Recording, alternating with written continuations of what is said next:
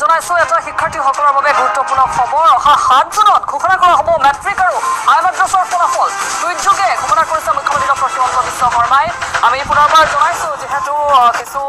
জল্পনা কল্পনা আছিল তাৰ মাজতো কিছু আশংকা আছিল যে 7 জুনৰ ভিতৰত ঘোষণা কৰিব পাৰিব নে নোৱাৰিব সেবাই কিন্তু শেহতীয়াকৈ ঘোষণা কৰা হৈছে মুখ্যমন্ত্ৰীৰ ফালৰ পৰা 7 জুনত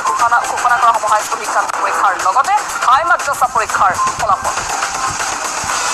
নিউজ লাইছো কেন মুখ্যমন্ত্ৰী ডক্টৰ হিমন্ত বিশ্ব শৰ্মাই আনুষ্ঠানিকভাৱে ঘোষণা কৰিছে যে জুনৰ 7 তাৰিখে হাইস্কুল শিক্ষান্ত পৰীক্ষা অৰ্থাৎ মেট্ৰিকৰ ফলাফল ঘোষণা কৰা হ'ব বিগ ব্ৰেকিং নিউজ জনাইছো টাইমেটৰ এটা গুৰুত্বপূৰ্ণ খবৰ বহু চৰ্চা আৰু বিতৰ্কৰ অন্তত হাইস্কুল শিক্ষান্ত পৰীক্ষা আৰু হাই মাদ্ৰাছা পৰীক্ষাৰ ফলাফল ঘোষণাৰ বাবে এতিয়া সাজু হৈছে অসম মাধ্যমিক শিক্ষা পৰিষদ 7 জুনত ঘোষণা কৰা হ'ব হাইস্কুল শিক্ষান্ত পৰীক্ষাৰ ফলাফল মুখ্যমন্ত্ৰী ডক্টৰ হিমন্ত বিশ্ব শৰ্মাই আজি টুইটাৰ যোগে ঘোষণা কৰে এই কথা